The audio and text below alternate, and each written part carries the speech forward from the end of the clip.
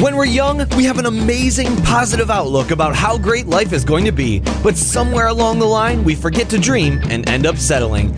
Join Up Dots features amazing people who refuse to give up and chose to go after their dreams.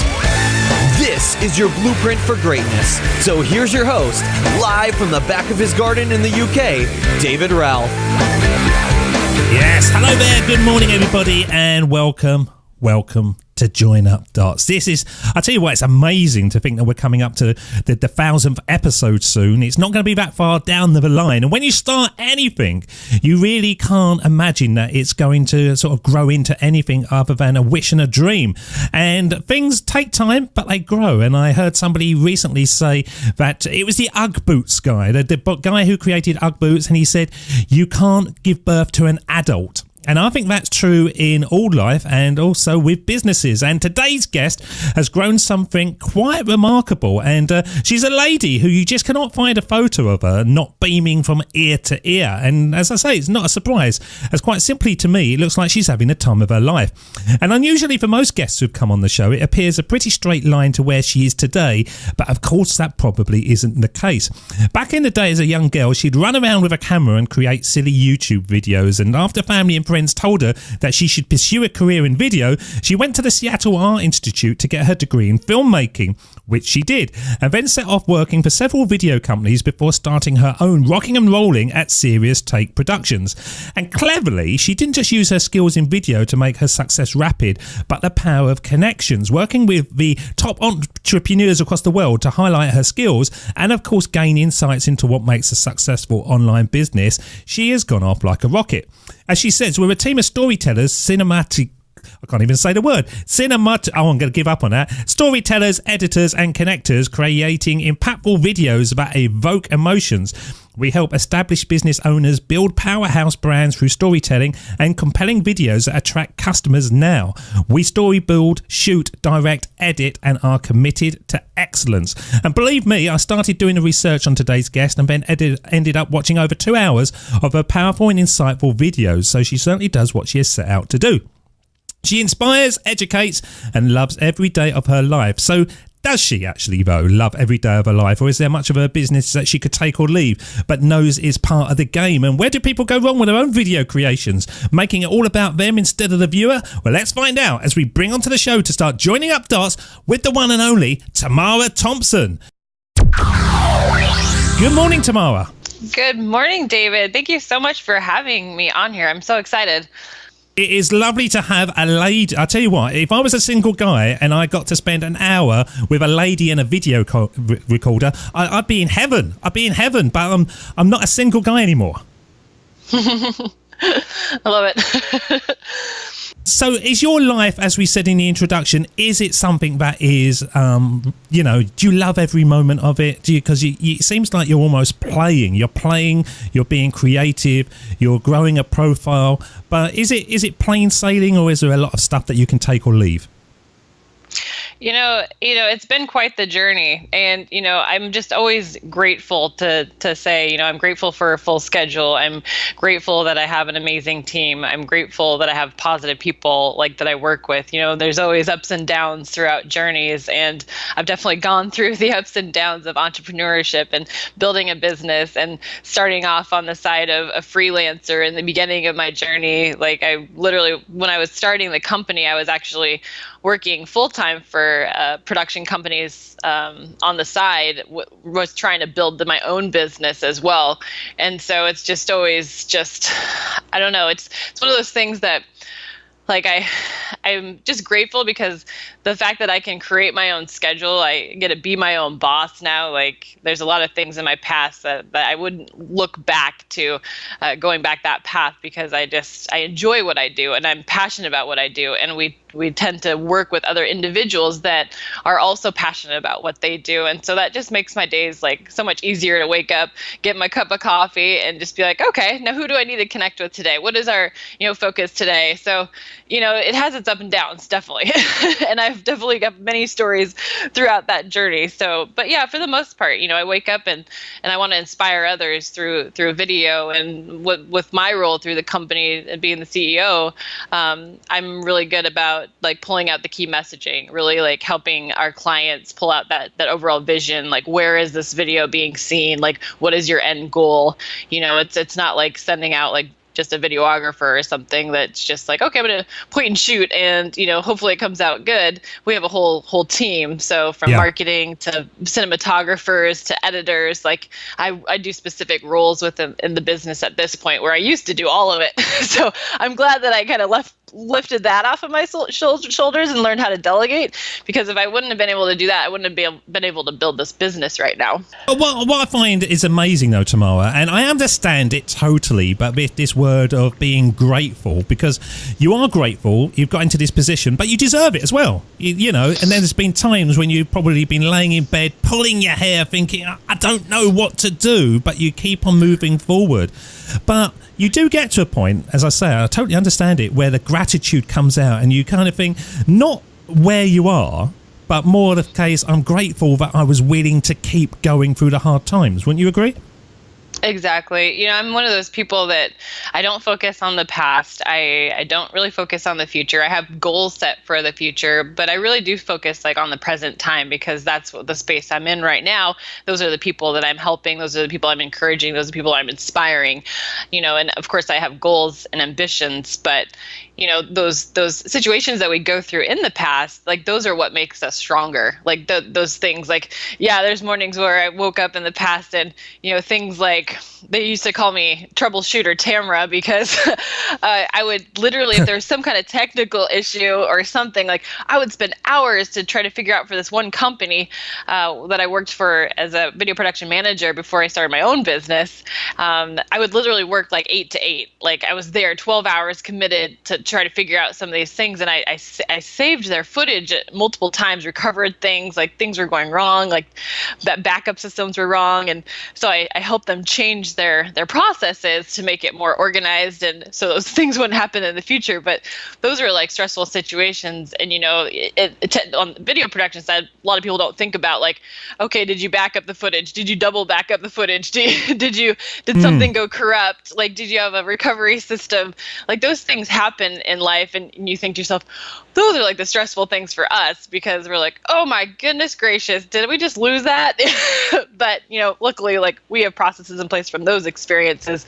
Those are the kind of stressful situations I'd gone through, other than past situations of like clients not paying or something like that. But now we have businesses and contracts in place, so it just makes sense.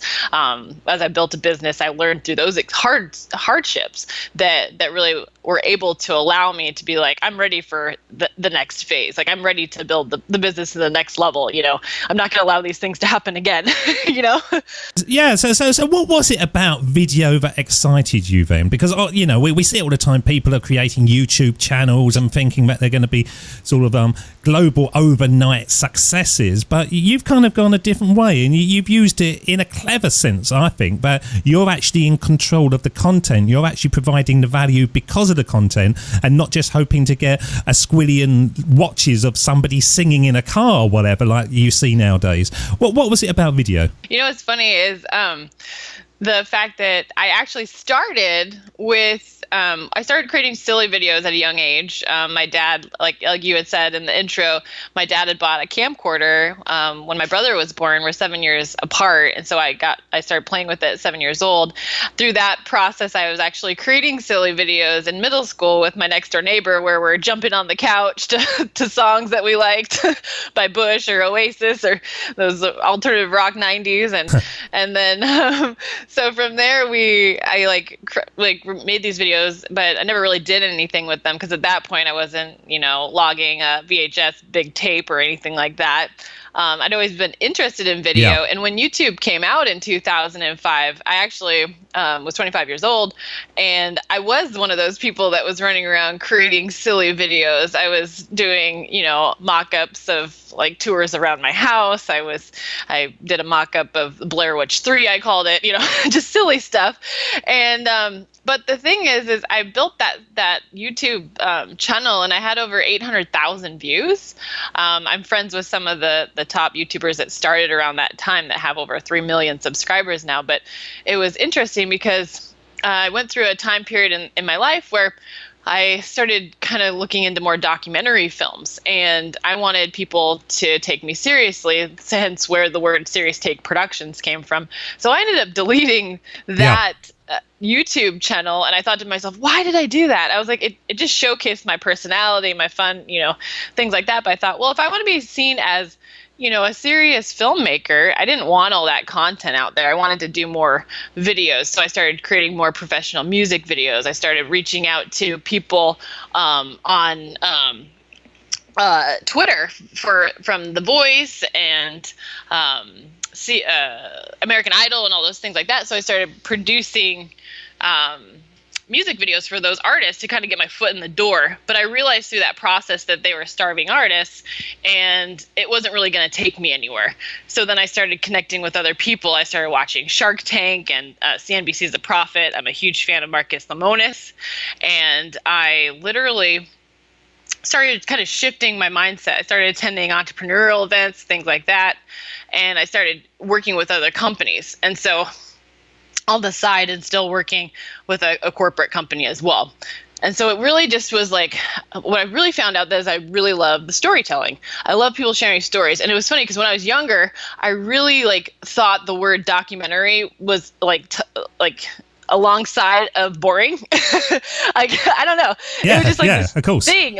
When they showed us in elementary school, they'd show us this documentary film or something. The ones that I was always shown, they just seemed boring to me. They never caught my attention. There wasn't a key story. It might have been about the icebergs or something going on, or the mammoths, or Stuck in the Frozen, whatever it was. I just wasn't interested. So I always coordinated those with the word boring. When I started producing my own on the side, just kind of fun little videos, I love the stories. So that's where it really started shifting, where we turned around and rebranded the whole business, where a sense of I wanted to create, connect, and inspire through storytelling through epic video, but high quality. I wanted to work with people that could afford our services and not take me for granted and just take us seriously. So we started shifting our brand, but it really started when I was creating other documentary films, and I started getting my own, started going to entrepreneurial events. I hired my first business coach, my first mentor, really just started changing my mindset on things. And that's really where it started growing. Well, this is key. This is key. So I'm going to jump into here because mindset is so key to everything, isn't it? Mindset is one of those things where you either have it or you don't, but then you do have to develop it because it goes on several different levels. And there are times when you're walking along and you're thinking, yeah, I can do anything. This is amazing. And then you suddenly think, no, I can't do this. And how am I going to get around? I think it's fascinating that you was clued up enough, you were aware enough to be able to think, I need to pivot and find a different direction.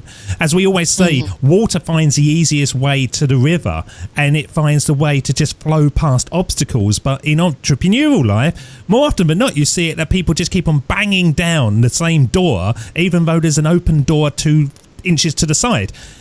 Was that something that you had seen other people do? My mom was actually an entrepreneur growing up.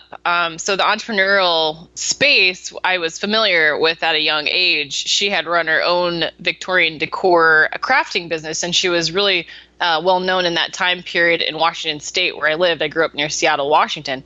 And I saw that she was able to work from home and do these things like that. And I saw the struggles that she went through, but I also saw her bringing in 5 figures over a weekend in sales. And then I started joining her in the business at age 9 and creating these Victorian elegant candy rolls filled with Hershey Kisses that I sold for $1.50 a piece. So at a young age, I always worked really hard.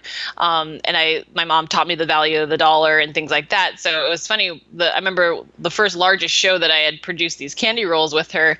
I came up to the show and I said, Mom, I was like, where are my rolls? And I had created 15 or 1,000 of them or so.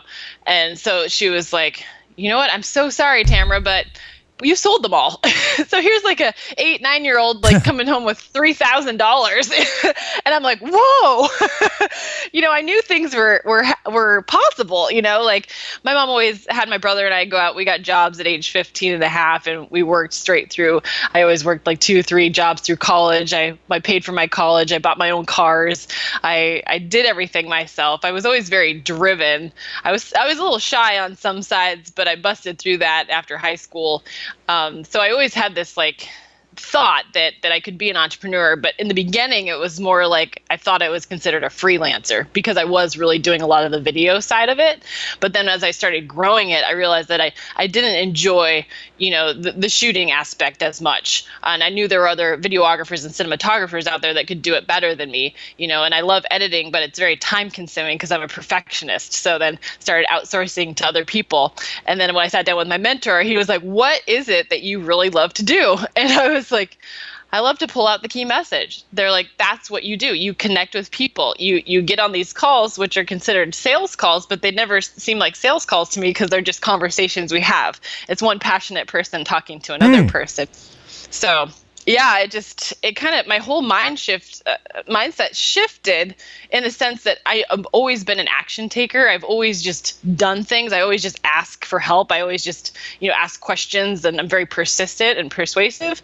And so when I was creating these films too, like people were like, how did you get John Lee Dumas on your film? How did you get Pat Flynn on your film?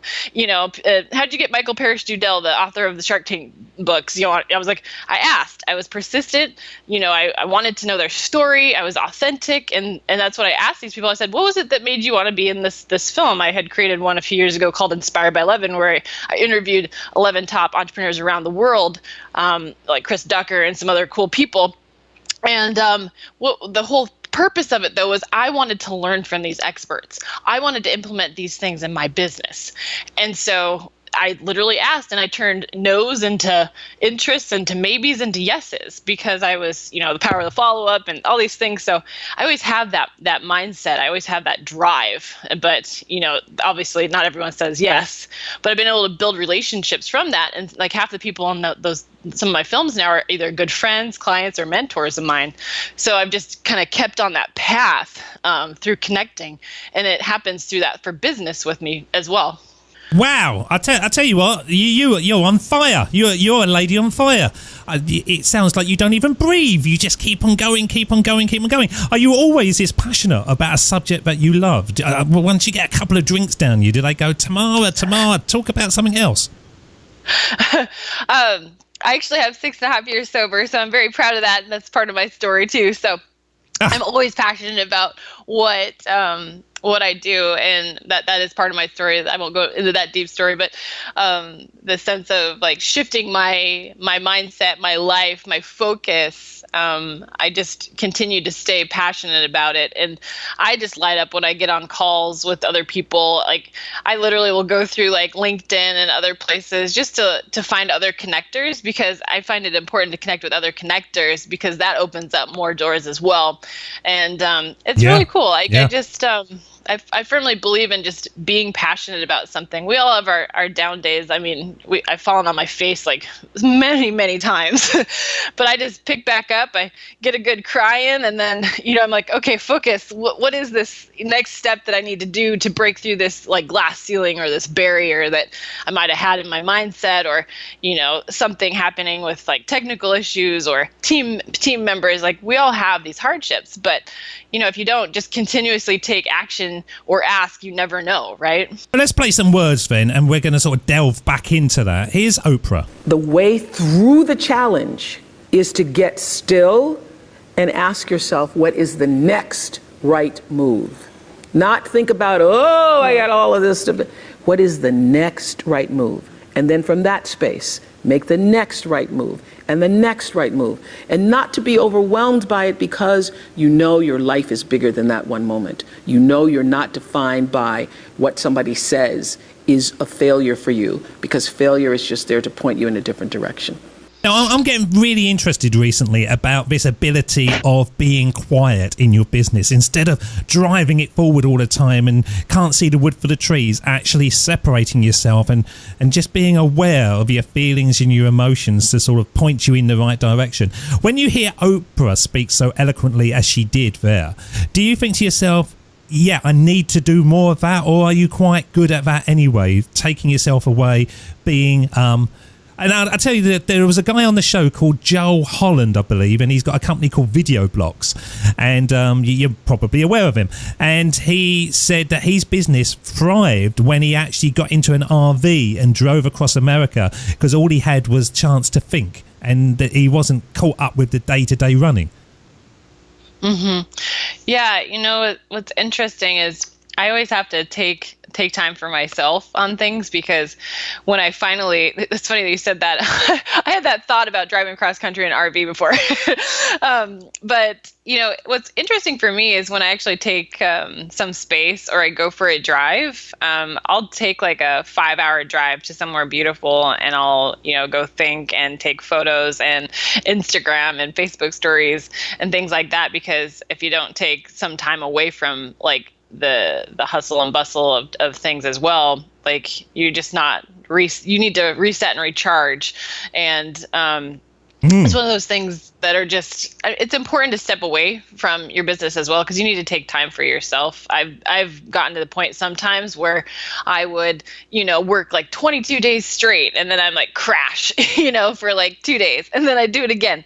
And so I've learned to do more of a balance with that as well, because I think it's important to take a couple of days off a week. You know, there's plenty of entrepreneurs that are out there saying that they work, you know, 365 days out of the year. I don't really find that super healthy.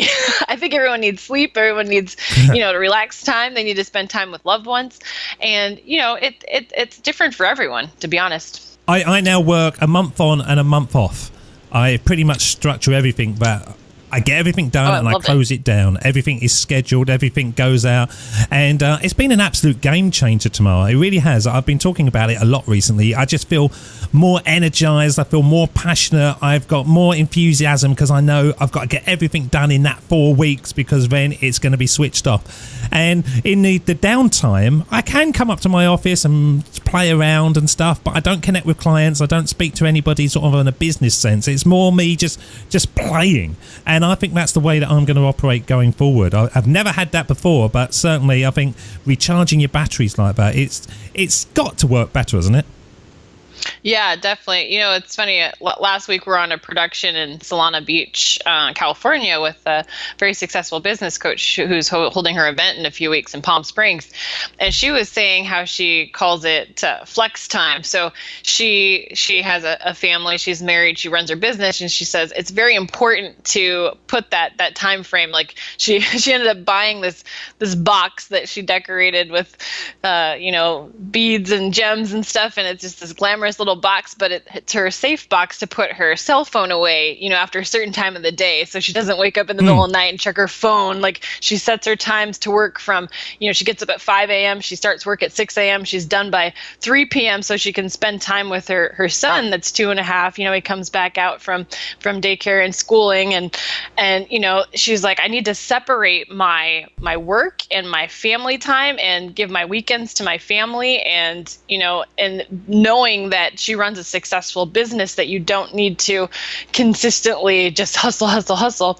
Yeah, well, a lot of people do that in the beginning, but it's very important. You need your downtime. You need to make sure that people around you also know that you're not just focusing on business, because I've been in that point where people around me were like, hey, Tamara, you know, maybe you slow down a little bit. Maybe you spend more time with me. Like, you know, like it got me thinking a little bit more too, because I was like, well, you're right. You know, there's always time to run business. And as long as you put specific processes and systems in place to be able to run part of your business, you know, while you're also, you know, taking time to relax or spend time with family or quality time with loved ones, you know, you're able to do that. So I think it's very important for people to step away. That's really cool that you're able to just kind of take a month off. I'm actually taking a month off in October, and I'm actually flying to Europe to travel to 5 different areas that I really want to see. So I'm excited about that, but I'm making sure everything's set in place before I leave. Well, that is the beauty of what you've been through. That's the journey that you've been on. But you've learned what works, you learn what don't. You've built that team around you, and there's got to be a point when your efforts come to fruition, and you do less and less of the day-to-day, but more and more of the stuff that drives the business forward, the creativity, the connecting with people.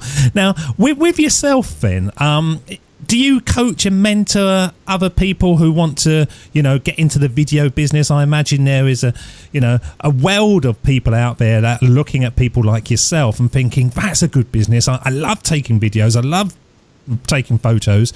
Did you coach and mentor? Yes, so I do different ways to get the brand out there and share stories. So I actually speak on stages as well. I speak on the topic of storytelling through video, the importance of video, as well as the technical aspect of just getting people comfortable of doing Facebook Lives, what kind of tools that they can use, even the simplest of their smartphones with basic tools, lighting, audio, stability. I teach those things of how people can just get started with video on a budget. So I do that, and I've actually created a 5-day experience that we're launching soon too, just to get people pulled out more, that actually leads in through our funnel, that actually goes into my video academy that we're launching too. So there's a lot of ways, because I want to help and impact many people. So if they're in the level where they're like, well, I don't want to do a trailer yet, but I want to start here. It gives people the ability to work with me through an online course, so that they have a support group and system where they can ask questions and things like that, as well as post videos, and we can critique them on specific things, if it's their lighting or audio, things like that. So I have been able to build that out, and that's just recent, but I've been able to share more on stages. I've done a few soft launches and beta tester courses for like DSLR shooting, because that's what I learned on in college first, before I started learning on some of the other bigger cameras, as well as TV production studios through college and things like that. So yeah, I am able to connect with people and be more of a mentor. We're actually starting video experience retreats this year too, because people were inquiring about working with me one-on-one, hands-on, but I wanted to make sure, because I'm all about the experience, like having it in a really cool location. If it's an intimate place where it's maybe eight people tops, that we bring out to the beach, and we have like a beautiful place. We have catering, your lodgings, everything's taken care of, and we teach them how to create videos, but also go into the side of video marketing, what's popular with SEO keywords for YouTube, like knowing where they need to place these videos as well, if they're vlogging or whatever it is that they're doing, if it's online courses. Plus, our team actually creates a branding trailer at the location during that experience too. So we're going to be starting to do that 2 or 3 times a year. So I'm really excited about that. So it's something that I'm venturing out into, so that I can work with more people to be able to impact and get their stories out there more. And just to emphasize, I didn't want to jump in there, but just to emphasize for all the listeners, everything that you're talking about now was not even on the radar at the beginning, or maybe a couple of years, 2 years, 3 years down there. You have to build your profile, you have to build your experience. I see so many people that think that they can just quit their job and then create a monthly membership and have 16,000 people signed up for it. You've got to do the spade work, haven't you?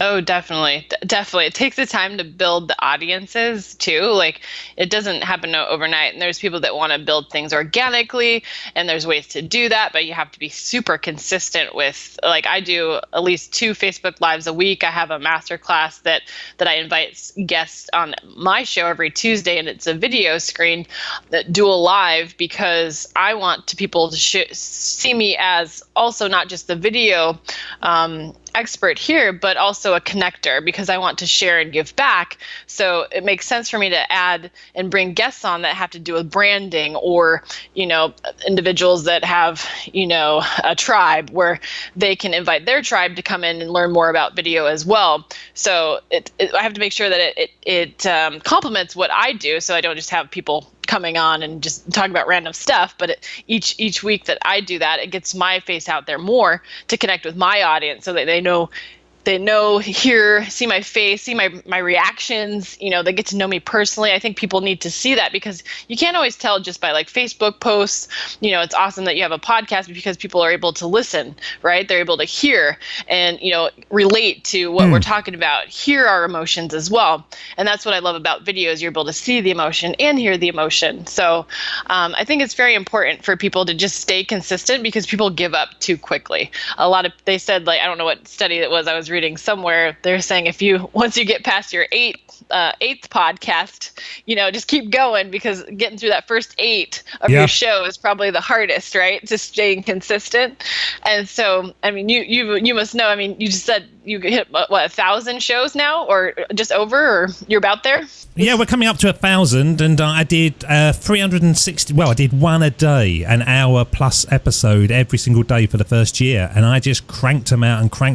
And to be honest, I didn't find it that difficult. It was everything behind the scenes that was the difficult bit. Actually doing the shows, I've got tremendous energy levels from being a stand-up trainer for many, many years, so I can talk, I can communicate for hours. So that wasn't the issue. It was the stuff that you're not aware of. When you start going into a business, it's the stuff you don't know until you find out you don't know it. I think that was the killer. Yeah, no. And people just think, and that's why when I quit my job, I had been building, Serious Take Productions for 2 years on the side. So a little bit backwards here. When I did decide to leave the corporate field, I was working for a production company where I was the producer for our main clients, Microsoft and Starbucks. And so that was a really heavy load there. There was a lot of stress that was put on there. I loved the team, everybody there. Like when we were in the office, everybody was awesome. There was situations though that arose when we were on set with one of our producers, with just the way that the energy level, the treatment, the way that this person was treating everyone. I didn't appreciate it. I tried to communicate, and I thought to myself, this is not the culture that I want to work in. And so I told myself, now I'm going to go out and I'm going to create a culture where everyone treats each other right and they respect each other. And, yes, it's hard through certain situations, but we take care of each other. We help each other through that process. And so I had been working with other larger companies on the side, freelance side. So I told myself, I'm going to put together a year-long proposal for this one organic cosmetic line that's been around for 20 years. And I'd been building that relationship doing freelance videos on the side for them. So I put together a proposal. I said, when I propose this to them and I put together a year contract that's making more money in that one contract than I'm making at this production company over here, I'm going to basically say goodbye and I'm going to focus on Serious Take Productions. So I put that proposal together. They accepted. I moved forward and I never looked back. But it took me 2 years of, hustling and trying to figure things out on the freelance side to build a video production company before bringing on Danielle, our marketing director, and some other people as well. So the first year was only like 2 of us. And then, building out, now we have about 8 contractors that we work with per project basis, plus only 2 of us are really full-time, but we don't need that with what we do. We have these guys booked out for the high quality that we produce in these different projects and events. We just, have a specific set of projects we do.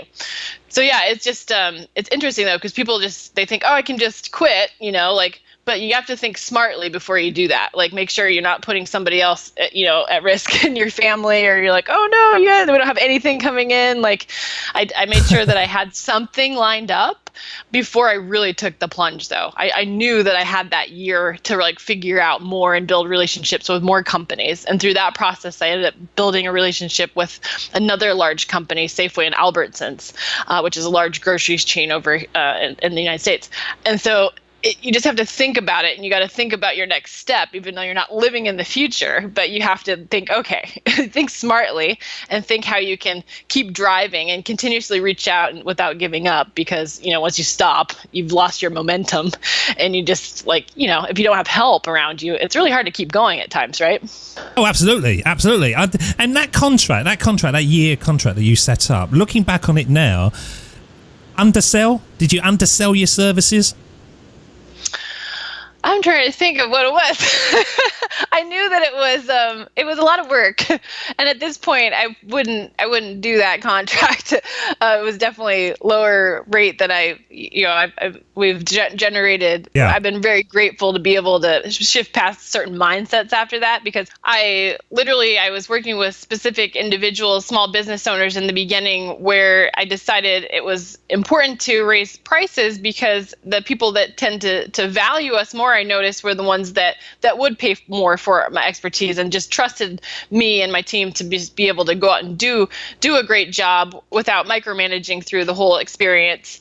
And so that's where I really just started shifting, and I had gone into more masterminds with my own personal self-development and things like that, and started testing out like raising products from, I would do products for $500 way back in the day to raising them to products that were $2,500 to now, having, packages that are $25,000 up, like things like that. Like you have to like bust through that mold. But the more that we valued ourselves and the more that we raised, our prices and just put together this experience where we were able to help people produce this epic video, but also give them a strategy on where they need to use it, how they need to use it, who they need to connect with at this point to get eyeballs on their videos. It's not just like having a videographer, like, here's your video, bye. It's more like, okay, now where do you want to connect with? Who can I connect you with? Like you expand your circle so that they have this overall amazing experience. And those people that want that experience will pay for that premium packaging because they believe in you, they believe in what you're doing and your cause, as well as just seeing the value and be able to connect with other like-minded people as well in the business industry. So it just really just shifted after I received my first mentors and going through masterminds and just really seeing what was out there and people like actually saying yes to, wanting to work and have this experience. So it was really cool to just go through that experience. It was very hard in the beginning. Well, no one can believe in you unless you believe in yourself. No, it's very true. I went through a lot in my life. And I'm all about perseverance and connecting with people. And I'm very I went through a time in my life where I read the 4 Agreements by Don Miguel Ruiz. And after I read that book, even though it's a short book, like I knew after I read it, I was like, those are the 4 things that I need to live by and think about daily. And if I ever have these thoughts come into my head, I need to rethink about this book. Be impeccable with your word, always do your best, don't make assumptions, and don't take things personally. And every time I had one of those thoughts come in my head, I was like, okay, I'm just making an assumption right now. Like I need to ask more questions, because people get stuck in these thoughts in their own head with things. And once you start believing more in yourself and what you can do, it's amazing to see how much you can actually grow through personal development and just stepping out of your comfort zone. Like I'm like the master of like pulling people out of their comfort zones, like from the stage, from videos. Like I enjoy it though, because I love seeing people grow in the sense of like, I've done like trainings on Facebook Lives, and it's cool. And I know so many people have done Facebook Lives now, but a lot of people still haven't. And being able to speak to audiences about doing video themselves, it's the funniest little things that are holding them back. And a lot of people will come up to me and I'll say, after my talk, I say, you know what, just come up to me after I speak. Let's step outside and I'll go live with you for the first time. And I'll show you how easy it is. And just being able to do that, to inspire somebody to actually take action, to try something new and different that excites them is so exciting. Because like this one event I spoke at last year, it was cool. All these women and men were coming up. They're like, I want to go live with you. So I went live with all these different people on their platforms.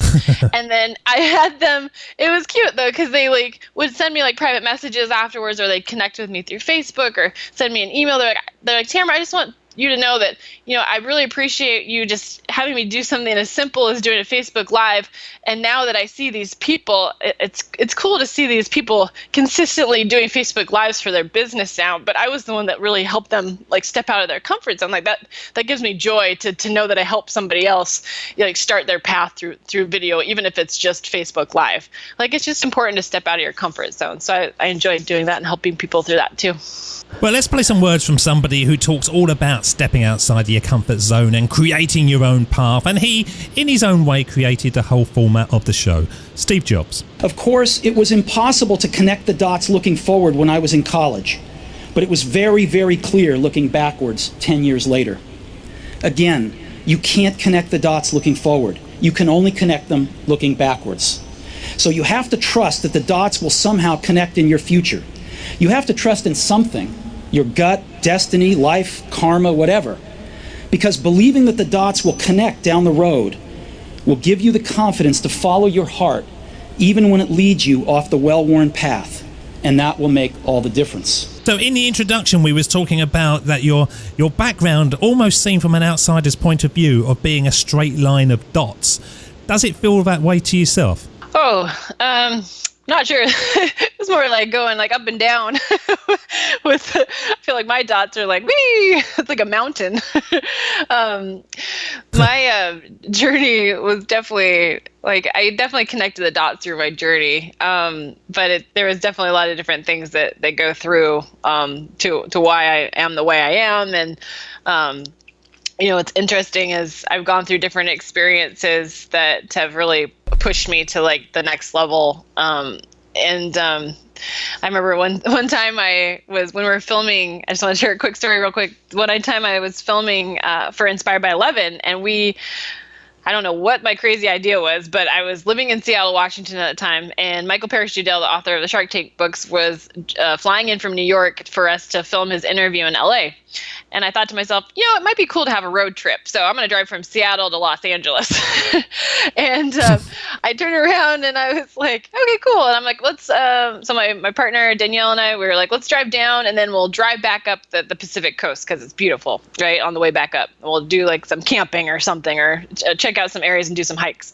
And when we were driving down, we're going up this like mountain that's like just about to enter California from Oregon, and I see my steam like just popping up from my hood, my car, and I'm like, oh man! And so I start coasting down the mountain, and I literally my car breaks down right on the border of California and Oregon. So my car's steaming, and I'm there, and it's like, you said, welcome to California. I'm like, I'm not quite there yet. So, but it's funny because I start like Googling things. I'm like, what's going on with my car? I'm like, okay, let's put water in it. Let's do this. And I was like, let's see if we can coast to the nearest gas station, which is like 7 minutes away. It's basically all downhill, it looks like. And so we decided to coast down to this gas station where there's like nothing around. If you know, like Northern California, there's nothing around. And we get there and I'm like, okay, like it's got to be the coolant, right? I need coolant. So we go in, I'm like, yes, I got the last coolant. And I go in and I put the coolant in, and then we notice that there's a slit in the pipe. And I was like, oh, this is a hard day, right? And but I'm like this person that just like continuously goes, right? Like if I'm on a mission to do something, I'm going to do it. I'm going to figure out how to make it work, right? Where a lot of people would be like, oh, you know what? I'm just going to reschedule this. There's no way I'm going to get to Los Angeles in the next 24 hours. And so I'm like Googling things. I called a tow truck. It was like a Sunday. So everything, the car shops were closed. I'm looking at car rental places that are like closest to the nearest hotel. I call this tow truck guy. He like literally drops us off at our hotel, and he drops our car off at the shop, and then we walk down the next morning to get a rental car and literally just go down. And then it's about like connecting your dots and just staying on your path no matter what kind of things happen in between. Like we ended up getting a rental car, busting down the highway down to Los Angeles. We got in at like 2 a.m. We had the interview at 8 a.m. So we only slept for a few hours. But just like, that's like my kind of journey. Like when things like happen or get in my way, like my dots might just kind of drop, and you're like, oh, there's like a dip in the dot, and then you like go back up this like mountain. Yeah. Like those are the type of experiences that I've gone through quite a bit, and I just believe it's like someone's challenging me to see how far I can go, and that's really what my journey has been about, is just continuously taking action, and no matter what gets in my way. It's a lot about my past experiences in life of why I do what I do, but I went through a lot of hardships growing through my late 20s and 30s before I became sober, but that's where my life shifted, which was like, okay, now I went through these interesting experiences, poor experiences that allowed me to bust through that experience to become a stronger person. And so I just literally just like bam, bam, bam, like these dots along the way. Like I appreciate every dot that I've connected that get me to the next level, because that's that's my path. That's where I want to go in life. So just wanted to kind of share a quick story, but that's like the way I think though. If something gets in my way, I always think, how can I fix it? How can I get around it? How can I move on to that next dot in my life and my path? It's the only way to build success, and it was the perfect story. It really was, because it is all about overcoming the things that you don't plan for. That's the thing that throws a spanner into the works, when you think to yourself, right, I've got this budget, and you spend it on something, and then you suddenly realise that something else needed. But it's that constant firefighting that leads to something, and it brings us full circle on the whole conversation. You started growing a company. You're now where you are now. Is it just still a baby company when you look at it, even though it's doing so well? Do you now think to yourself, oh no, we could do this and we could do that and we could go into television and we could... What's your plans going forward? Yeah, it still looks like, it seems like a baby to me compared to a lot of like the film, big, large film production companies out there, because we focus on working with, small business owners as well as event holders, successful entrepreneurs. We also work with some larger corporate companies too, but the size of like really large like film and movie productions, like we haven't stepped into that realm. Like I've focused on every other year I produce a documentary film, but my actual passion and end goal, I've been actually working on a script the last few years, and I would love to be able to go out into an area where I'm able to create a film, a documentary that can, be streamed online. Like we've had a couple of my films have been asked to be on IndieFlix, which was a online-based program in Seattle, and it was also it's on Vimeo on Demand and other stuff like that. But I really would love to, end result, work on projects where I can inspire and get them out on things like Netflix or Hulu or Roku boxes or things like that. Like that's my passion, to be able to get more creative visuals and impacting films out there to more people, because there's so many different types of shows out there, but a lot of the focuses of shows are, dramas and action and things like that. And I'd rather just help them get more impactful stories out there for entrepreneurs and things like that. So that's my end goal, is to get some sort of series out there to impact others that can be seen, worldwide. That's my end goal. But right now we're focusing on helping impact through other people's stories as our clients right now. Well, I tell you what, I know that you will achieve that, and my end goal is when you do achieve it, you come back on the show and you tell us all about it and how you got there and what cars broke down when you were driving, making the film, and all the troubles and trials and tribulations. Because I think you would definitely do that. You would definitely do that because you are on a journey, as you have been on a journey on this show. And this is the part that we've been leading up to, which we call the Sermon on the Mic, when we send you back in time to have a one-on-one with your younger self. And if you could go back in time and speak to the younger version, what age would you choose and what advice would you give? Well, we're going to find out, because I'm going to play the theme, and when it fades, you're up. This is the Sermon on the Mic.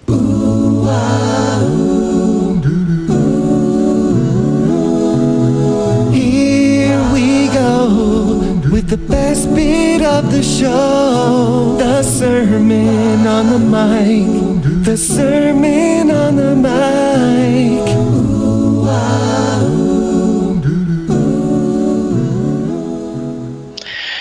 If I could go back and talk to my younger self, I would definitely say to the younger 25-year-old Tamara back in 2005, when I first started creating YouTube videos, I would say, Tamara, listen to your family, listen to the people around you, knowing that you're passionate about video. You don't wait to start until 2009 to go back to, college and really switch gears in an industry that you're not passionate about. Just go forward with your passion and know that individuals out there, you can create a lifestyle and a career with a passion. A lot of people don't believe that your passion can be something that you make money on, but I'm very much a success that knows that this is the possibility that people can do this. And it's just important to know that, if I could have started 4 years before I did, where would I be now? Maybe I would be on Netflix. So yeah, I would just say, start, just start. When you're passionate about something, start and just don't wait. Tamara, what's the number one best way that our audience who've been listening to you today can connect with you? Yeah, I would say connect with me on my director page. If you type in director Tamara Thompson, you can follow my Facebook page there, or look up our company, Serious Take Productions, on Facebook. Also, you can connect through Twitter and Instagram. It's at Serious Take Pro. Those would be a couple of spots that would be best to connect with me. We will have all the links on the show notes. Tamara, thank you so much for spending time with us today, joining up those dots. And please come back again when you've got more dots to join up, because I do believe that by joining up the dots and connecting our pasts is the best way to build our futures. Tamara Thompson, thank you so much. Thank you so much, David. It's a done deal. I'm coming back when I have that Netflix series. Tamara Thompson, as she told me, Tamara behind the camera, which is perfect. I like that. So she's creating this thing built around passion. She loved video, but how can you actually, take it into different directions and different income streams? And a lot of it that she was talking about was about smashing through the mindset of what's possible, what people are willing to pay for. And we all set up this kind of, no one would afford that, but we base it on what we would be willing to pay and not them. So a real sort of blueprint there of mindset, passion, commitment, perseverance, building what she will believe is going to be amazing. And I'm sure it is going to be amazing because she's already created something amazing already. As all of you can out there as well, create something amazing. Even if it's just today, go out and do something different, something that will break up the routine of your life and get you to believe that the amazing is possible, because every single one of you can do that. Thank you so much for listening to Join Up Darts. Please tell your friends about the show. It's the one of the quickest ways to grow it.